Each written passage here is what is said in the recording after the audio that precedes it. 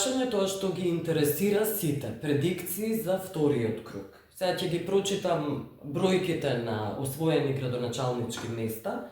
ВМРО ДПМН 32, СДСМ 3, ВЛЕН има 5, НАИ 4.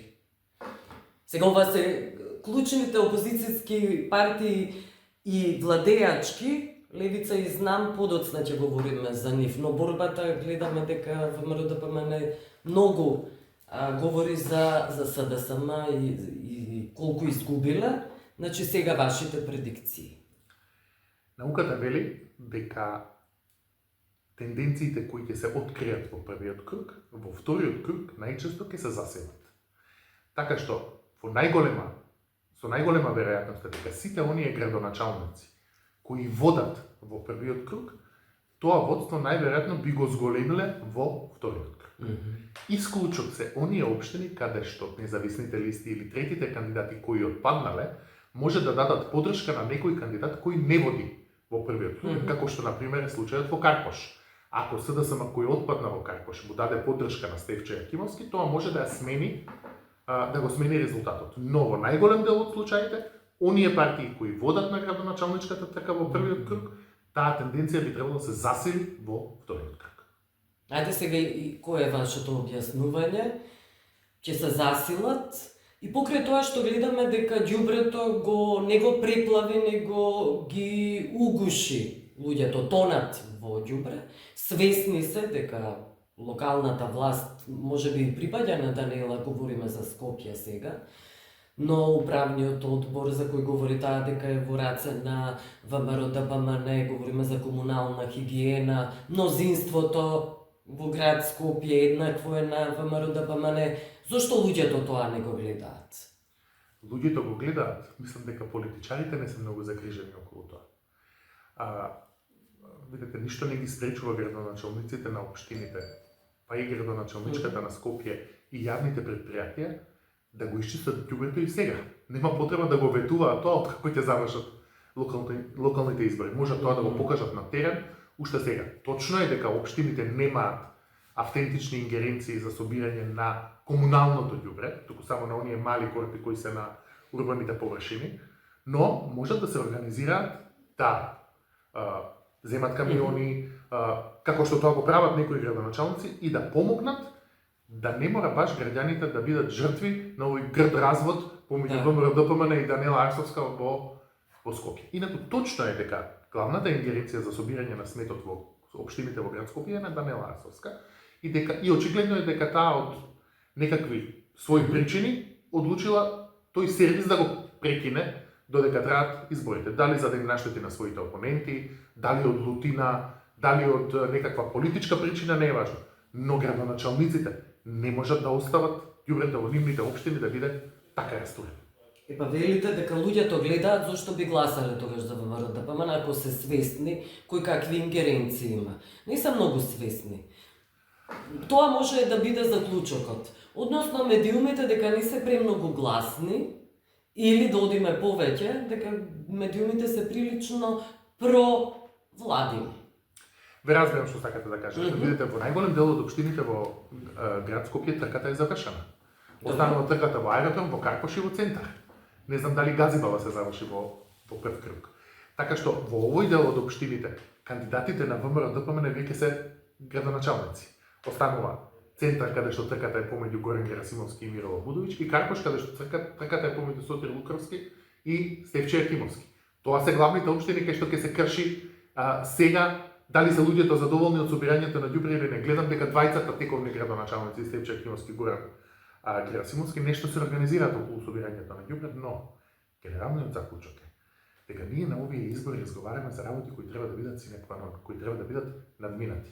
Дали ќе имаме собрано ѓубре? Дали кога ќе отвориме славината на вистина ќе ни потече вода? Дали општините можат да ги обезбедат основните сервиси на граѓаните? Каде се оние суштински работи за кои луѓето треба да гласаат во иднина? Зелени површини, урбани површини, културен развој, енергетски ефикасни згради, фискална децентрализација. Ние се сведовме на некаква основна, базична, рудиментарна улога на општините, затоа што локалната самоуправа ни се распаѓа додека додека партиите се тепаат за местото во локалната самоуправа.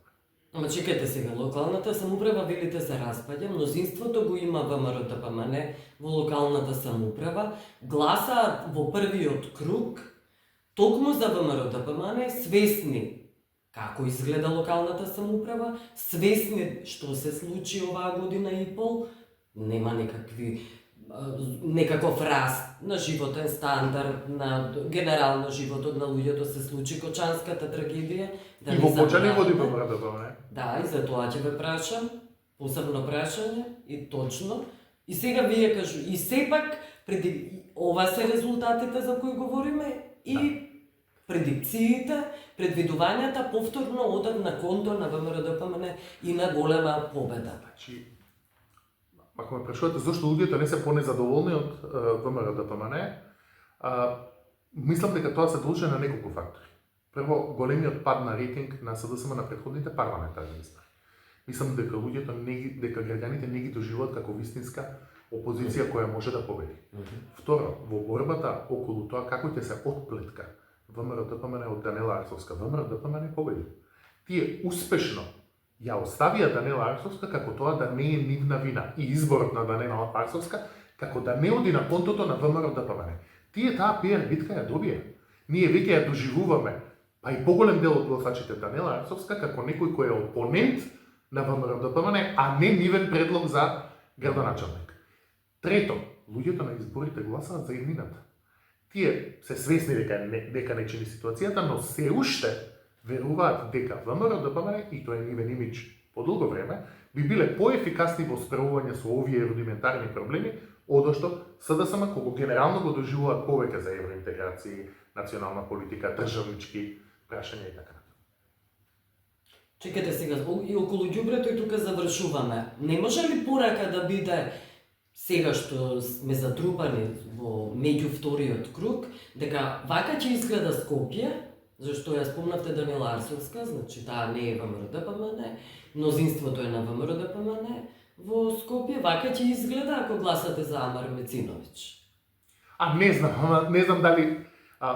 мислам дека Амар Мециновиќ е исклучок во Скопје. Генерално левица нема спектакуларен резултат на овие избори, само што големиот пад на гласови на СДСМ во Скопје го избутка Амар Мециновиќ на второ место. Инаку бројките на левица се движат во тие природни рамки околу парламентарните и претходните локални избори. Што е право, недостатокот на иновативност во голем дел од партиите во кампањата и некаков пробив на Амар во таа смисла, свиреше на гитара, имаше пристојни рилсови и така натаму, може би му донесе некој ќар, но не е тоа потек кој треба да не упати на тоа дека граѓаните генерално се одлучиле дека левица е новата опозиција.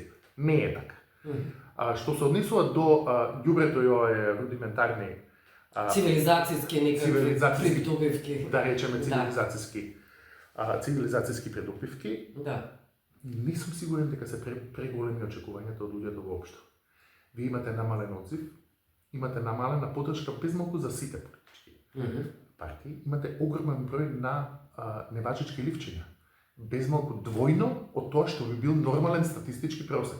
Нормален статистички просек е 2,5 до 3,5%, и имаме 5 или повеќе проценти. Сето тоа е индиција дека луѓето цинично ја доживуваат политиката. Тие стануваат апатични, неволни, не сакаат граѓански активизам и така натаму. Ние во таа смисла стануваме едно поразено општество во смисла на активација за политички притисок. Например, што ги спречува граѓаните на Скопје сега да излезат во огромен број пред комуналното предпријатие кое треба да собере ѓубре. И ако се побуни комуналното предпријатие дека немаат пари од Министерство за финансии, да се пресели протестот кај Министерство за финансии. Ние се уште имаме икони и свети пред Силбо за девојчето што го прегази, ама за овој граѓански активизам некако не се активираме. Се некој друг ми е виновен, или се очекуваме партиите сами од себе одеднаш да станат подобри луѓе и да почнат да се ја работат својата работа. Да ја укинам неизвестноста, тоа само од себе нема да се случи. Да. Добро е да околу Кочани, зашто се друго и не е ни важно. Кочани, како го толкувате фактот, прво дека ВМРО-ДПМН води? Второ, некои аналитичари сметаат дека требаше да се бойкотира за да се покаже ставот барем на семејствата. Таа трагедија како да е заборавена. Мешани ми се чувствате за Добро. Има нешто што е производ на науката, а таа вели дека сепак локалните избори се одвиваат во еден вкупен политички амбиент во кој доминира ВМРО ДПМН во македонскиот дел од електоратот. И дека таа вкупна дистрибуција на поддршка не може да се смени на никое локално ниво. Вие ако направите анкета во Кочани, повеќе поддршка има ВМРО ДПМН суштински. Да. Второ прашање на граѓанска непослушност и граѓански пркос и граѓански одговор, дали тие требаше да ги бойкотираат изборите или не, сметајте дека системот е виновен. И сите претходни. Системот има имења и презимења. Мора да бидеме честни, да кажеме. Истовремено мораме да кажеме дека ВМРО ДПМН и таа пиар битка е добри. Да. Има доста уапсени, дури можеби повеќе од што е потребно. Има релативно брз одговор и кога вие имате поголема поддршка, вашите аргументи повеќе поминуваат кај електоратот. Се уште сум на мислење дека граѓаните треба да покажат повисоко ниво на политичка активација, условно речено.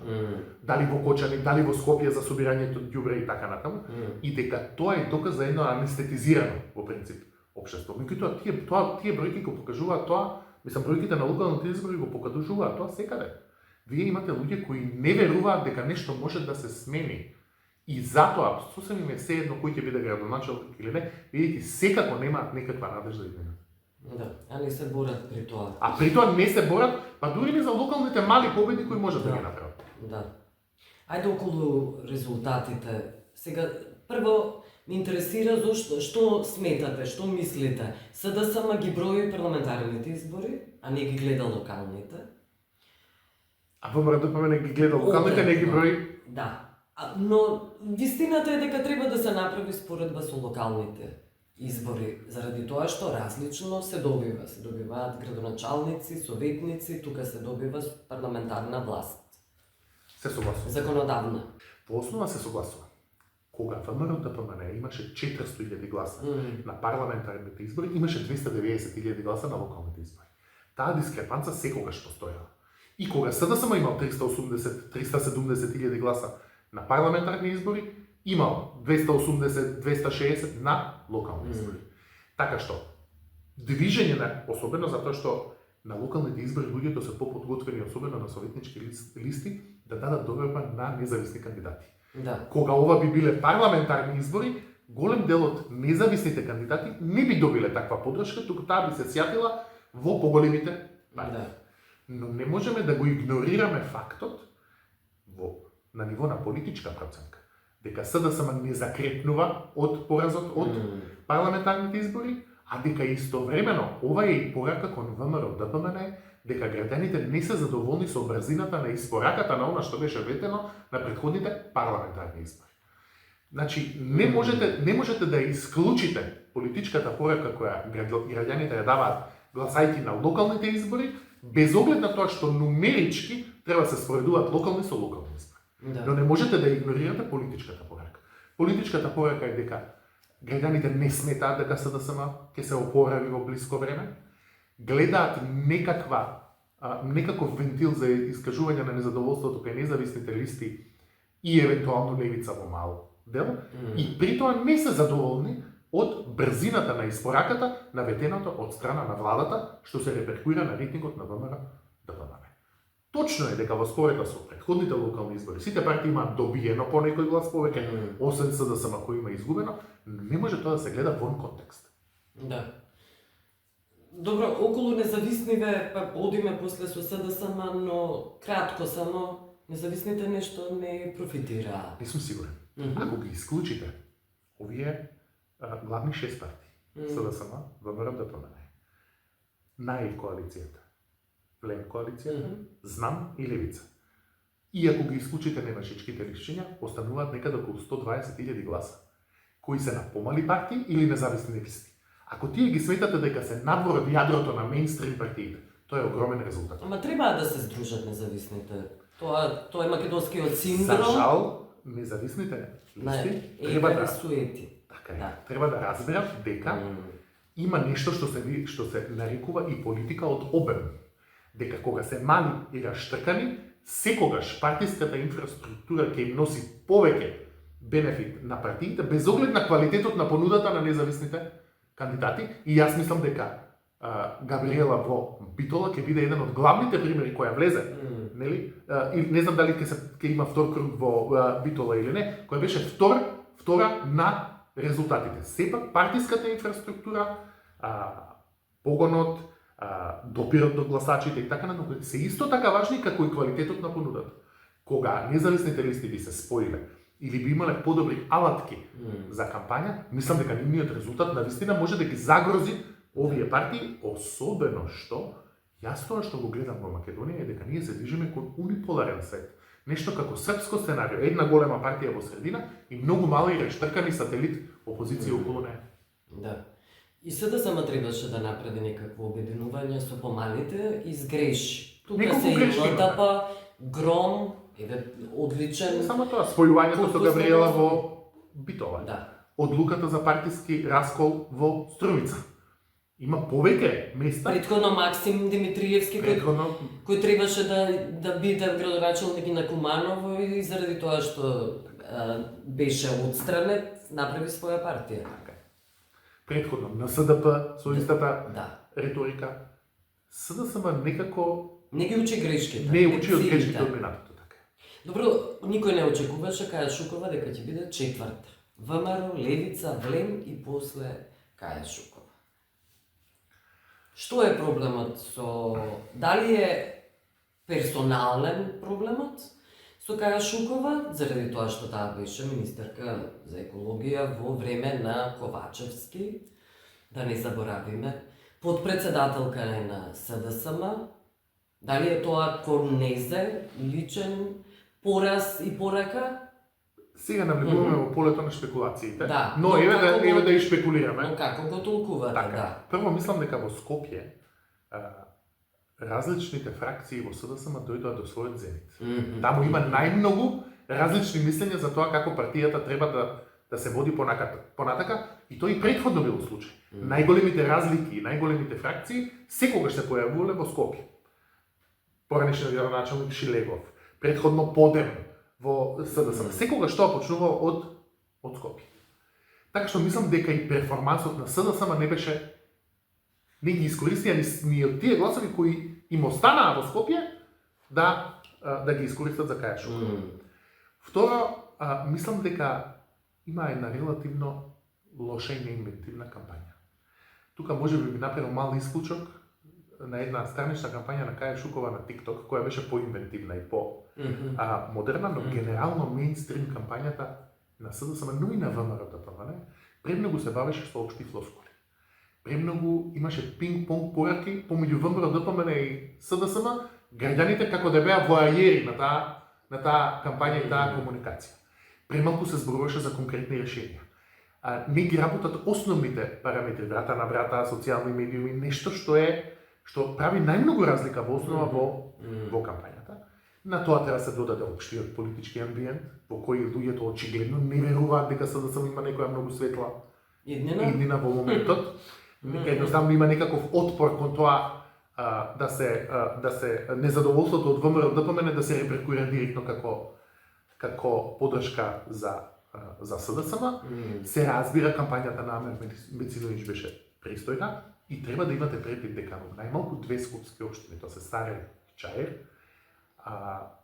имаше многу голем наплив на албански гласови, затоа што беше борбата тесна и тоа ги качи гласовите и за Башким Бакил и за Скендер Речепи Зейд, и со тоа сите тие фактори заедно направија за малку, но да избие на четврто место, да падне на четврто место, кажеш. Околу албанските гласови немаме уште многу, тоа е важно. Например, што вели Влем за Таравари? Дека сакаше 6, тврдеше дека ќе добие 6 места градоначалнички со 0 забраш. Таравари води со значајна предност во Гостивар. Мислам дека и тоа е релативно сигурна општина за него. Мислам дека целиот потег на Таравари, само ако го коментираме конкретно него, може да се сведе на политички маневар. Претходно беше во коалиција со Влен за да добие пратеници, сега во коалиција со Дуи за да добие градоначалници. И така да ја постави својата партиска инфраструктура. Но сепак вкупните резултати на изборите, 114-15 за Дуи на советнички листи, 1,92-3,000 за Влен, покажуваат многу побалансирана поддршка во албанскиот блок од тоа што сите анкети, па и прогнозите на политичките партии представува.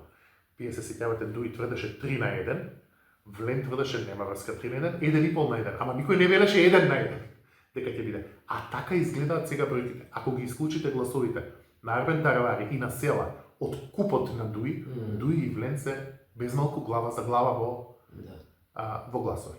Така што тоа во политичка смисла ќе значи намалување на приказната на Дуи за недостаток на легитимитет на албанската опозиција. Таа пропаѓа секако. Голема Дуи ќе мора да прави некакви реформи. Али е Кмети вклучувајќи го од лидерската позиција?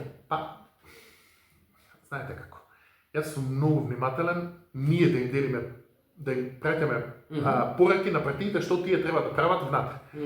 Јас сум ја поддржувам таа наративот дека партиите треба да направат тоа што сметат, а ние врз основа на тоа ќе одлучиме дали ќе ги гласаме или не. Ние ниту сме членови на партиите, ниту имаме право, но неизбежно е дека таа дилема за лидерството во Дуи ќе се постави. Тоа од аналитичка гледна точка е сигурна. Второ прашање е дали Дуи може суштински да преживее без Ахмети. Тие се толку долго под еден чадор.